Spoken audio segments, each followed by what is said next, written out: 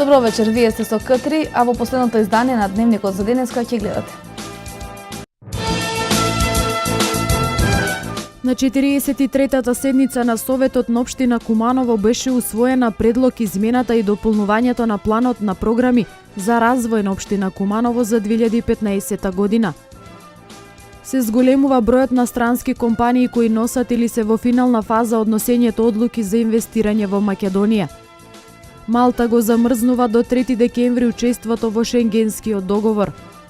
Кошаркарите на Куманово во спортската сала со почеток од 20:30 часот на домашен терен го играат својот втор дуел од ФИБА Еврокуп над преварувањето против екипата на КТП Баскет од Финска. Тоа беа најавите. За повеќе содржини следете не по рекламите.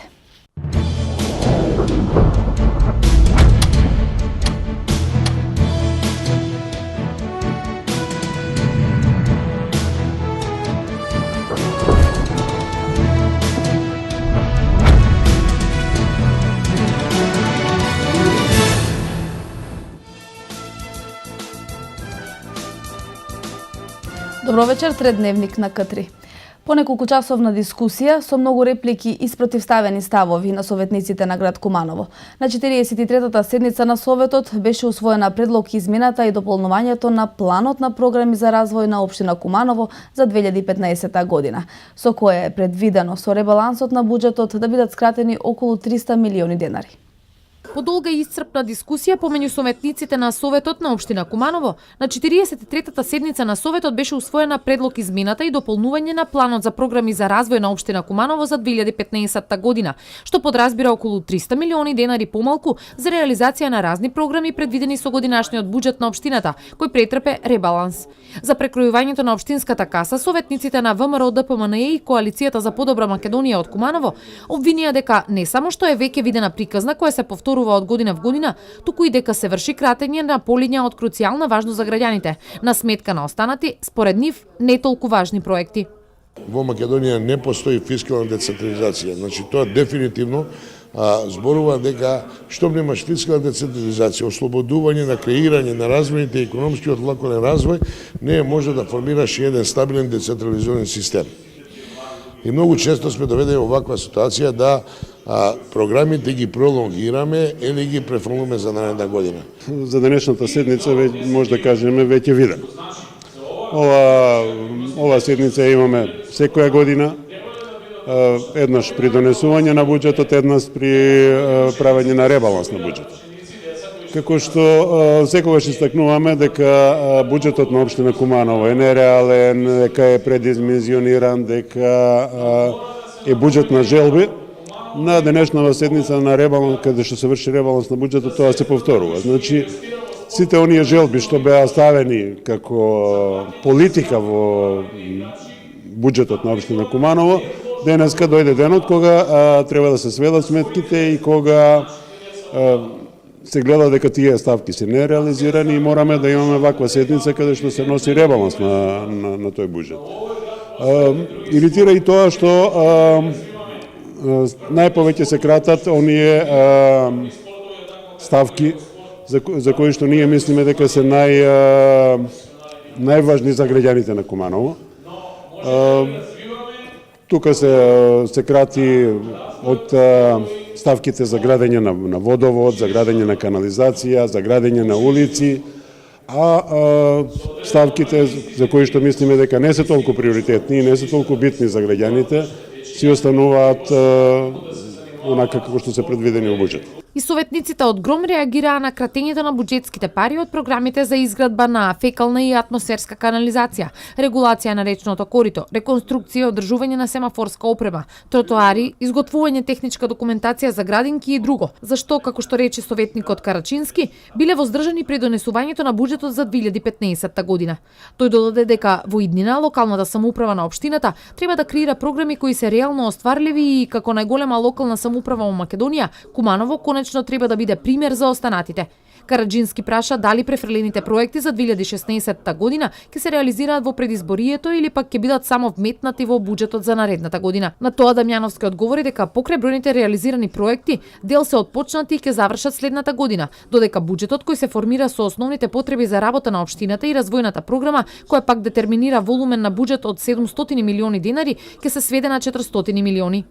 Ние идната година врз основа на ангажманот, да ни кажав, како излагање ќе ги отпочнеме и привршиме проектот за канализациона инфраструктура мрежа 28 км ИПА проектот кој врз основа на ангажманот на администрацијата е во имплементациона фаза.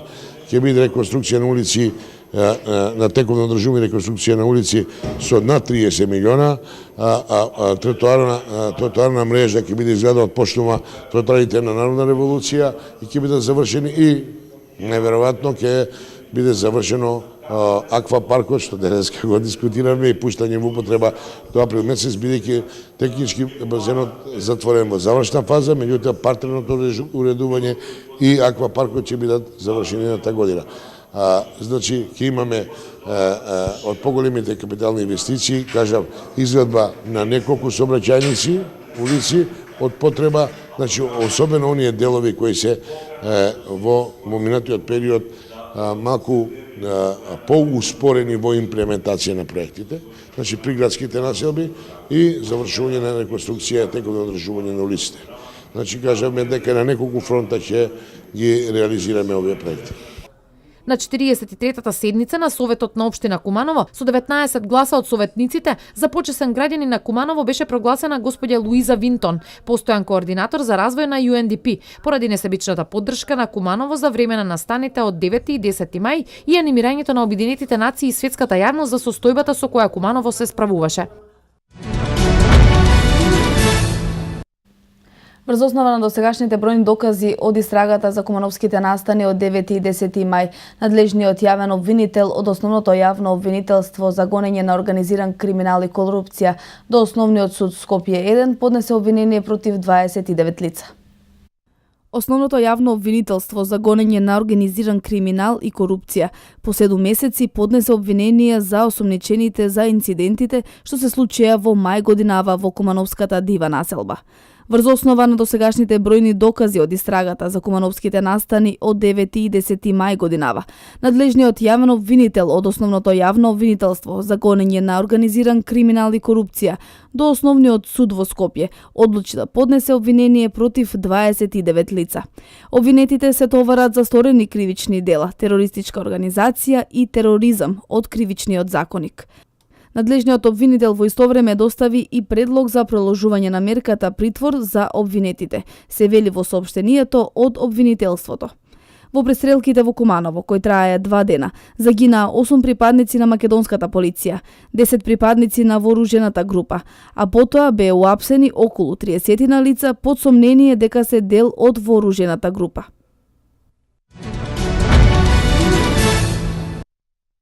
Кумановската полиција поднесе кривична пријава против РБ-43 поради постоење основи на сомнение за сторено кривично дело злоупотреба на службена положба и овластување, како и употреба на исправа со невистинита содржина и против лицето ИБ-49, двајцата од Скопје, поради постоење основи на сомнение за сторено кривично дело фалсификување исправа.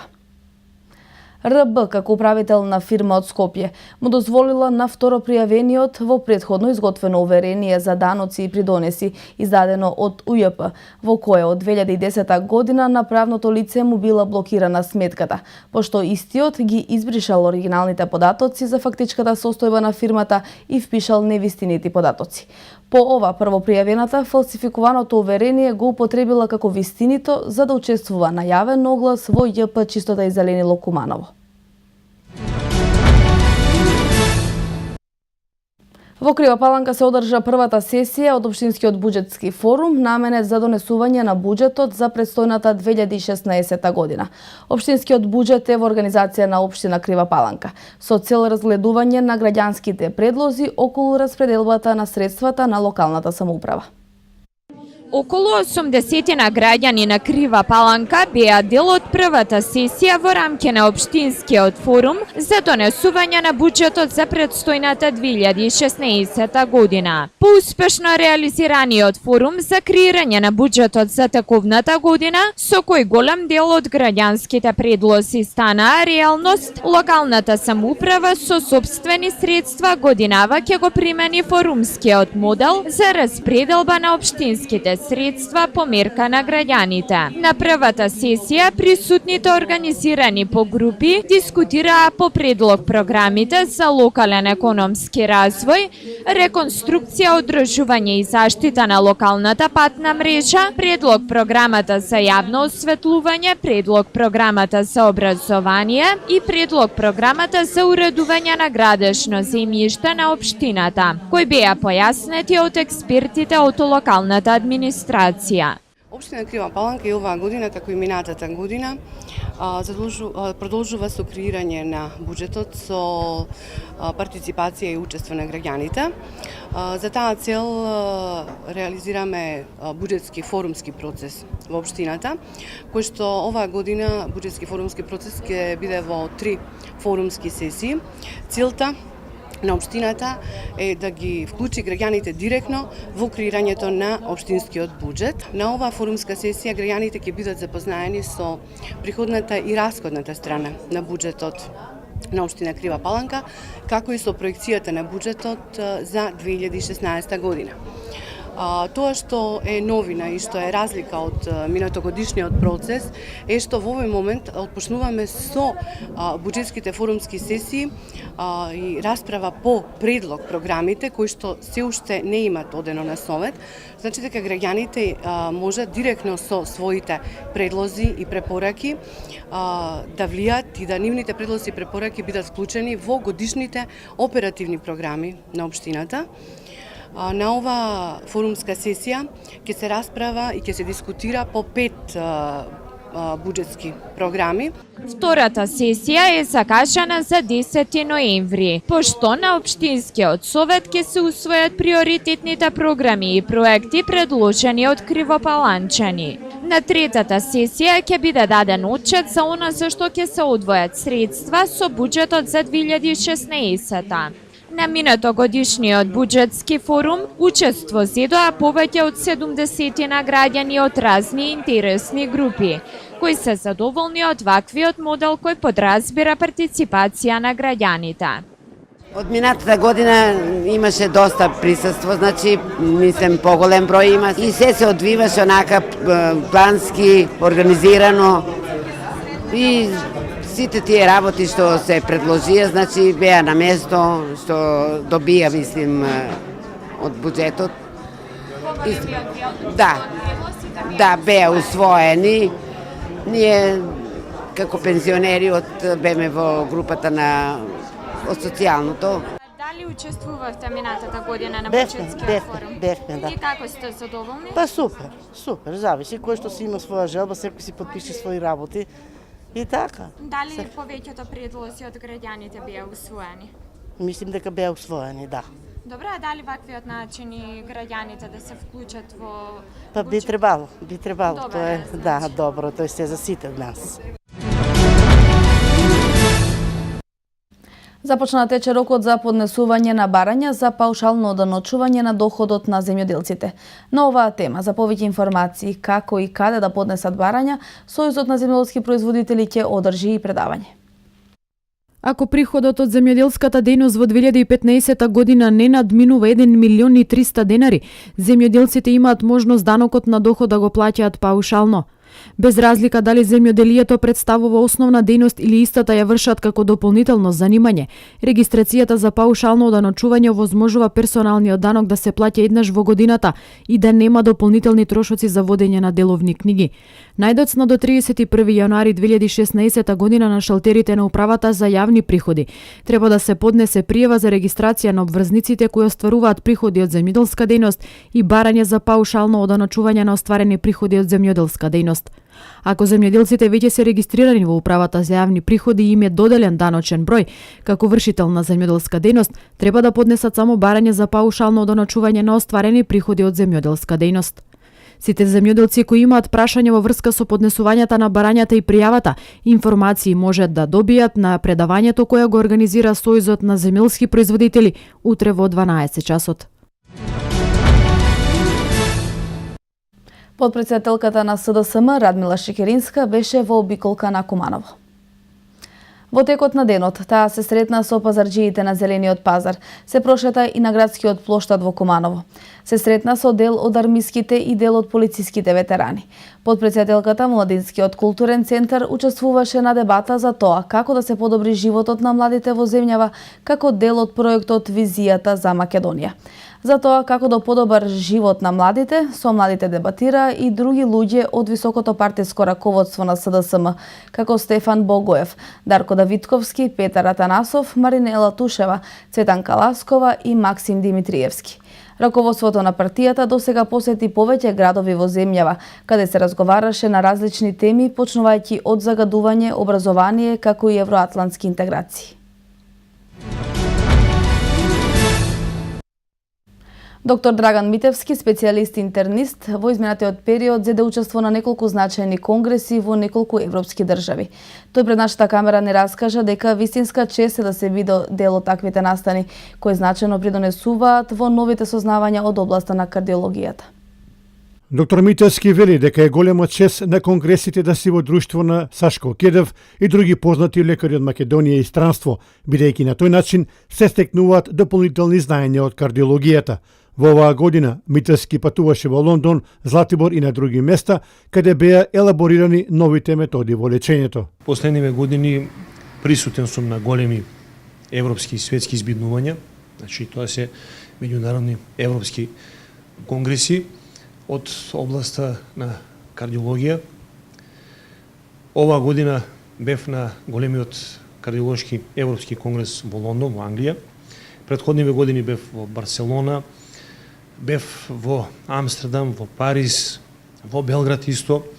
Значи тоа се огромни големи меѓународни европски и светски собори на кардиолози, каде што беше збор, односно каде што беа представени последниве европски и светски новини во областа на кардиологијата. Она што за мене беше значено на сите овие големи собори е хронична и акутна срцева слабост, обструктивна коронарна болест и секако аритмиите кои што се и tekako присутни во патологијата во нас со што јас се бам. Ви особено на последниот конгрес во Златибор имате и лично ваше излагање, се представите и какви се вашите импресии? Така, на Златибор бев пред неколку дена на Српскиот кардиолошки конгрес и со меѓународно учество секако. Таму бевме присутни неколку наши кардиолози, еминентни кардиолози од клиника за кардиологија и јас како лекар, специјалист интернист од Куманово имав таа чест да бидам нивен активен, да кажем, гост во поглед на едно моje излагање и еден мој труд кој што го презентирав како успена презентација пред еминентни професори од Белград и од балканско подрачје, па секако нема да погрешиме ако кажем од цела Европа, бидејќи таму имаше еминентни кардиолози од балканските простори и од цела Европа. Темава беше малигни аритми и атриална фибрилација, она со што јас се сеќам, да не речам, секојдневно овде во својата специјаличко-интерничко кардиолошка практика. И, како што реков, една убава презентација, една убава прилика да кажеме и ние овде, од наша страна, што работиме, колку напреднуваме во однос на областа на кардиологијата, како представник од македонско здравство и еве како представник од Куманово секако. Уште нешто сакам да кажам, една голема работа и голема чест е да се учествува на овие големи собори заедно со наши еминентни имиња, како што се академик професор доктор Сашко Кедев, професор Бети Србиновска и останалите други кардиолози од клиника за кардиологија во Скопје. И за крај, докторе, еден ваш личен совет до граѓаните на Куманово, како да осачуваме нашето срце да не дојде до оштетување и до несакани последици? Ваша препорака? Па моја препорака до граѓаните, до нашите граѓани, до граѓаните на град Куманово е редовна контрола, редовна кардиолошка контрола. Имаме сега една убава шанса и убава програма во однос на Министерство за здравство, значи еден обавезен систематски преглед кај матични лекари, меѓутоа не е лошо, значи еднаш во 6 месеци, еднаш во година се направи една рутинска кардиолошка контрола за значи потврдување на здравствената состојба на граѓанството. Доктор Митевски и во 2016 година го очекуваат значајни патувања, каде ќе се обиде уште повеќе да ги донесе новините од кардиологијата во својот роден град. Културно-уметничкото друштво Байрам Шабани прославува 70 години од постоење. По тој повод, на 6 ноември во Центарот за култура ќе биде одржан годишен концерт, во кој за сите љубители на албанската музика ќе бидат представени народни песни и ора од Куманово и Кумановско. Културно-уметничкото друштво Байрам Шабани одбележува 70 години постоење. Во 1945 година е основано друштвото од интелектуалци и ентузијасти на културата во Куманово и од тогаш до денеска имаат околу 1000 настапи како во Куманово, така и надвор од него. По тој повод на 6 ноември со почеток во 19 часот ќе се одржи годишен концерт во кој ќе бидат представени народни песни и ора од Куманово и Кумановско. На 6.11 е предвидена академија и концерт кој целата програма ќе ја води Кут Байрам Шабани со народни песни, со народни песни и ори од Куманово и Кумановско. Благодарам и ги повикувам сите љубители на културата, на програмата и на песната на албански јазик да повелат на 6 во 19 часот. Ќе се поделат и признанија за сите поранешни членови кои дадоа голем придонес во развивањето на културата. Основното училиште браќа Миладиновци од Куманово заминува во Бернавил, Франција, каде треба да оствари соработка со тамошното основно училиште. Целта на оваа посета е преку разни активности, презентации и ликовни творби да се запознаат одблиску двете училишта и да се оствари размена на ученици. Основното училиште браќа Миладиновци започнуваат соработка со училиштето од Бернавил, Франција. Тоа е основно училиште кое одговара на возраста од 10 до 14 години. Организаторот на проектот и професор по француски јазик Зорица Пиргановска, заедно со нејзиниот долгогодишен соработник Емилија Николовска, ќе го посетат училиштето од 7 до 14 ноември. Целта на ова посета е да се запознаат со директорката и професорите од училиштето во Франција, на кој освен што ќе си разменат искуства од едукативен карактер, ќе се разговара и за начинот на соработка помеѓу овие две училишта за понатамошен период и размена на ученици која се очекува за април наредната година. Значи, ова е работна посета всушност, кај што треба да се запознаеме со професорите, со учениците, со директорката и да го дефинираме, значи, проектот, како би соработувале, да не биде тоа се преку интернет, значи како што сега оди проектот, туку да стигнеме до крајната цел, а тоа е размена на ученици. Тоа го очекуваме некаде во април, кога треба да дојдат професорите. Се надеваме дека ќе успееме, значи да постигнеме договор, да дојдат и од учениците да го видат нашето училиште, да се запознаат поблиску со нашата култура, нашиот менталитет овдека, да се дружат со учениците. Соработката ќе се одвива преку разни видеопроекти, ликовни цртежи на кои е представена Македонија, творби за секојдневниот живот на нашиот град, направена и презентација со најпознатите споменици, а во исто време работено и видео и од нивна страна, во која ќе можат одблиску да се запознаат и двете училишта со културата и традицијата. Изработивме презентација на нашето училиште како видео, едно видео кој ќе биде интересно да се види таму за тие ученици, за тие професори. Потоа направивме презентација за градот и презентација за нашата република со најпознатите споменици. Значи, во исто време, значи, нивните ученици работеа видео и работеа разни други проекти, значи она што ние го работевме и тие исто. Ова е голема придобивка за училиштето со тоа што учениците ќе излезат надвор, ќе може да ја посетат Франција и одблиску да се запознаат со начинот на живење, нивниот училишен систем, во кој заинтересираноста на учениците за изучување на францускиот јазик ќе биде на уште поголемо ниво. Агенцијата за млади и спорт тргна со активности за подготовка на нова национална стратегија за млади за периодот 2016-2025 година. Во соработка со програмата за развој на Обединетите нации објавен е повик за фасилитатори за креирање нова стратегија. Целта е да се произведе документ кој ќе ги отсликува состојбите во младинскиот сектор во Република Македонија и кој ќе одговара на потребите и ставовите на младите луѓе. Една од дискусиите во насока за создавање на новата национална стратегија за млади се одржа во општина Куманово. Во поранешниот комитет дебатира млади од Куманово и представниците на младинските организации. Идејата е создавање на стратегија до која младите ќе дојдат во соработка заедно со државните институции пред се Агенцијата за млади и спорт, а се однесува на младинско учество, младинско информирање, локална младинска работа, вработување и поддршка при вработување, здравство и превенција, спорт, квалитетно живење, образование и култура. Денешниот повод за оваа средба е Националната стратегија за млади, која што како документ оваа година започна да се креира од страна на Агенцијата за млади и спорт во соработка со програмата за развој на Обединетите нации. Првата национална стратегија за млади беше креирана во 2004 година за период 2005-2015.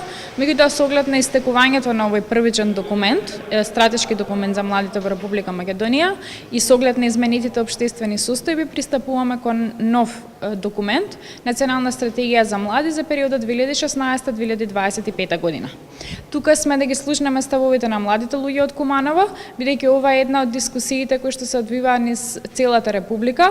Веројатно и последната дискусија која што ќе се одржи на локално ниво. На 10 ноември ни преостанува големата јавна дискусија во Скопје, која што ќе опфати поголем број на представници на младински организации, млади луѓе, представници на меѓународни организации и институции.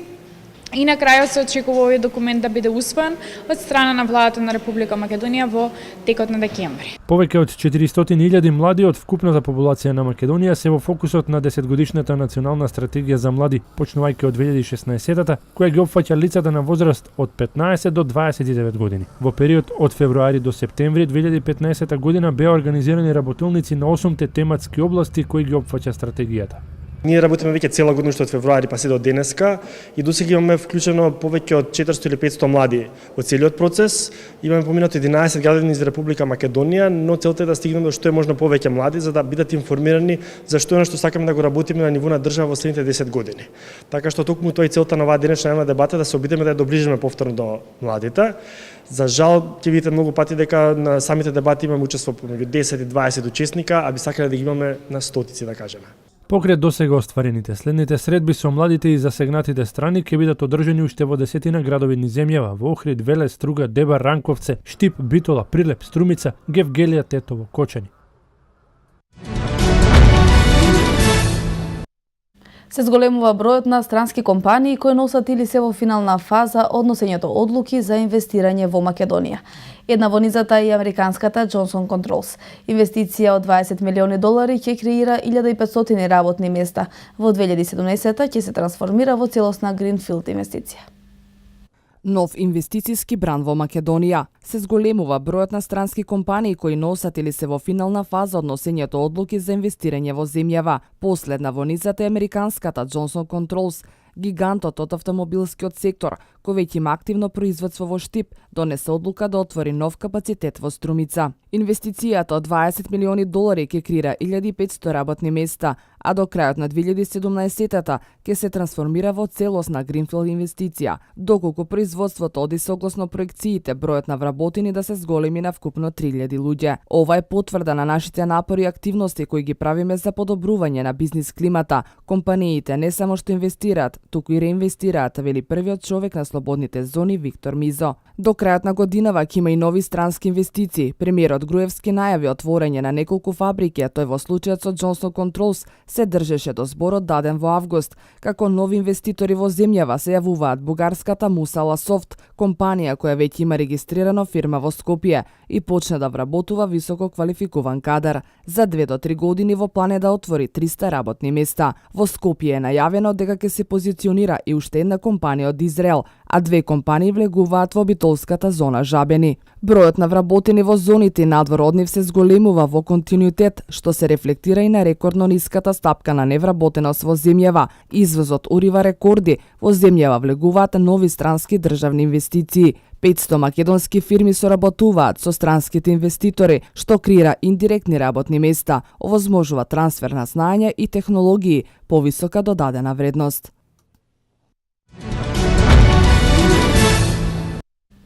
Министерството за здравство изврши ново намалување на цените на вкупно 282 лека. Со ова 8 поред намалување, вкупната годишна заштеда ќе биде над 1 милион евра. Намалувањето на цените на лековите е системска реформа на владата на Република Македонија и Министерството за здравство, како и Агенцијата за лекови, која во континуитет ја спроведуваме со цел да овозможиме поголема достапност на лековите, кои се неопходни за лекување на одредени заболувања, како и за превенција и одржување на здравјето, истакна министерот за здравство Никола Тодоров на пресконференција. Тој појасни дека се намалени малопродажните и големо продажните цени на 203 генерички лекови и на 79 оригинатори и иновативни лекови.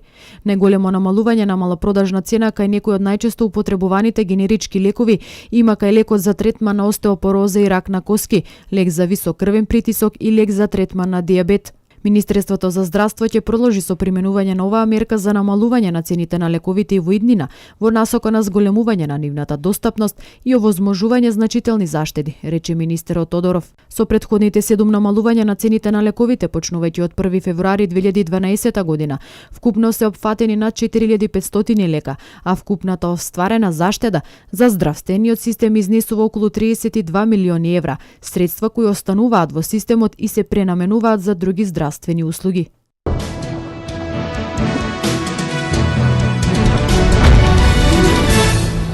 Првата група од 30 бегалци е префрлена од Грција во Луксембург, што е почеток на реализацијата на планот на Европската Унија вреден 780 милиони евра. Малта го замрзнува до 3 декември учеството во Шенгенскиот договор. Бројот на странските борци во редовите на Исламската држава изнесува до 30.000 луѓе, изјави заменик министерот за одбрана на Русија Антонов. Следуваат вестите од светот. Првата група од 30 бегалци префрлена од Грција во Луксембург, што представува почеток на реализацијата на планот на Европската Унија вреден 780 милиони евра со цел да се намали товарот на државите кои најмногу се најдоа на удар од бран од бегалци. Министерот за надворешни работи на Луксембург Жан Аселборн изјави дека релокацијата на првата група бегалци од Грција во неговата држава е само почеток, но многу важен почеток. Малта го замрзнува до 3 декември учеството во Шенгенскиот договор и тој период на незините граници ке действуваат мерките за гранична контрола. Причината за оваа одлука е меѓународната конференција за проблемите на миграцијата која е закажана за 11 и 12 ноември на која ќе учествуваат представници на европски и африкански земји, како и средбата од 27 до 29 ноември на државни владени лидери на државите од Комонвелтот. На страната на Исламската држава војуваат од 25 до 30.000 странски борци, вклучително и од Русија и од другите земји на Азиско-Тихоокеанскиот регион, изјави заменик министерот за одбрана на Русија Анатолиј Антонов на третиот собир на министрите за одбрана на земјите од АСЕАН и партнерите по диалог. Антонов потенцираше дека една од клучните заеднички задачи е да не се дозволи развој на такво сценарио.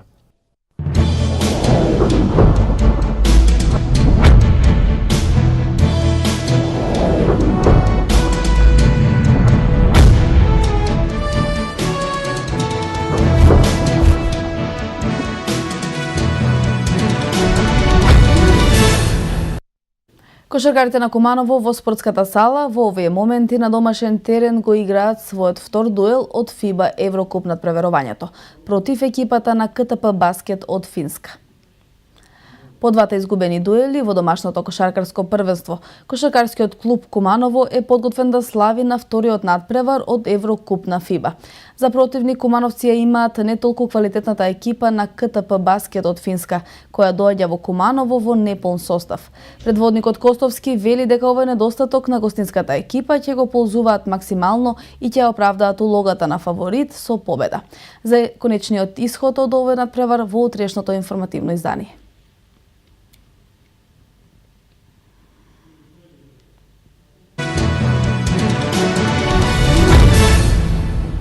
Повредата на пикерот Никола Марковски го примора селекторот на ракометната репрезентација на Македонија Ивица Обрван да бара дополнително решение за позицијата.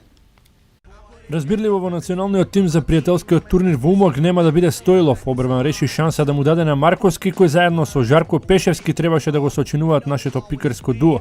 Како и да е, Марковски се повреди и Обрван дополнително го повика првиот пивот на Пелистер, Васко Димитровски, кој заедно со Борко Ристовски и Гоце Ѓоргиевски го сочинија триото кој се приклучи на репрезентацијата на подготовките во Скопје. Словенецот Давид Шпилер е новото засилување на составот на Металург. 32-годишниот среден бек во нашиот состав би требало да остане до крајот на сезоната со можност за продолжување на соработката. Шпилер, кој мина подолг процес на рехабилитација од повреда на рамото, претходно настапуваше за Мешков. Искусниот ракометар ќе биде одлично засилување за младиот состав на Червар. Реал Мадрид и Манчестер Сити обезбедија пласман во нокаут фазата на Лигата на шампиони на 2 кола до крајот на сегментот на групи. Реал Мадрид го совлада Пари Сен-Жермен со 1-0 на Сантиаго Бернабеу со погодокот за Начо во 35-та минута и сега има 10 бода на врвот на групата А, 7 повеќе од Шахтер. Манчестер Сити славеше со 3-1 на гостувањето против Севилја во групата Д, откако Стерлинг, Фернандиньо и Бони постигнаа по погодок во првото полувреме. Сити е лидер во групата со 9 бода, 6 повеќе од третопласираната Севилја, како и да е забележа 2 победи на меѓусебните дуели со шпанскиот тим. Во истата група, Борусија, Менхенгладбах и Јувентус одигра 1-1 во Германија. Италијанскиот шампион играше со фудбалер помалку од 53-та минута, кога беше исклучен Ернанес. Манчестер Юнајтед ја прекина долгата серија без погодок, кога Рунија затресе мрежата на ЦСКА Москва во второто полувреме за победа од 1-0 во групата Б. Црвените ѓаволи немаа постигнато гол 404 минути во сите надпреварувања, откако Марсијал беше стрелец на погодокот против рускиот тим на дуелот во Москва. Юнајтед е лидер во групата со 7 бода, 1 повеќе од ПСВ Айндховен и Волфсбург, чиј дуел заврши со победа од 2-0 на холанѓаните.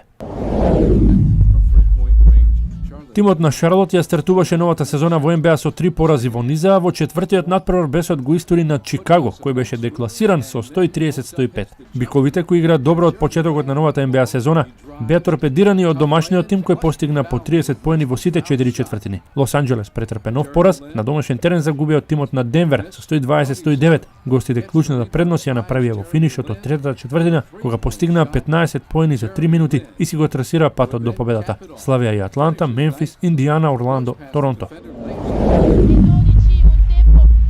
Јамајканецот Јусеин Болт и холанѓанката Дафне Шиперс се избрани за најдобри спринтери за 2015-та во изборот на ИАФ. Тие добија најмногу гласови од членовите на Советот на ИАФ, представниците на националните федерации, директорите на митинзите, новинарите и спонзорите кои учествуваа во овој избор. Болт ги одбрани светските титули во спринт на 100 и 200 метри, беше најдобар во штафетата 4 пати по 100 метри со тимот на Јамајка. Тој го оствари постигнувањето на сезоната на 200 метри, откако истрча време од 19 секунди и 55 стотинки. Дафне Шиперс го подобри европскиот рекорд на 200 метри, 21 секунди и 63 стотинки, освојувајќи светско злато, а на 100 метри стигна до сребрениот медал.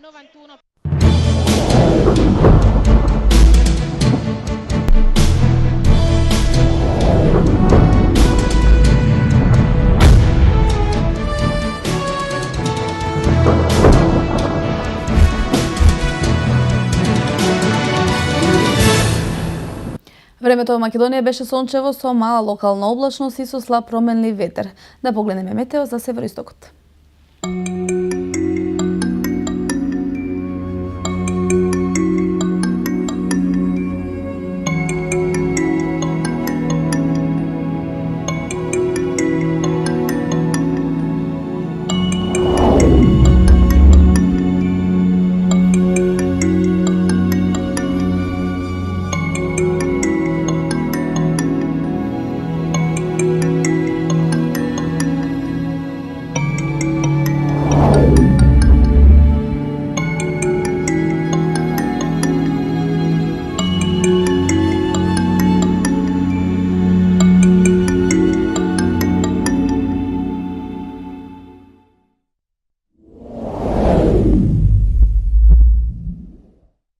Со информацијата за времето го завршуваме ова издание на Дневникот. Останете со програмата на К3, следува естрадниот магазин Клучалка.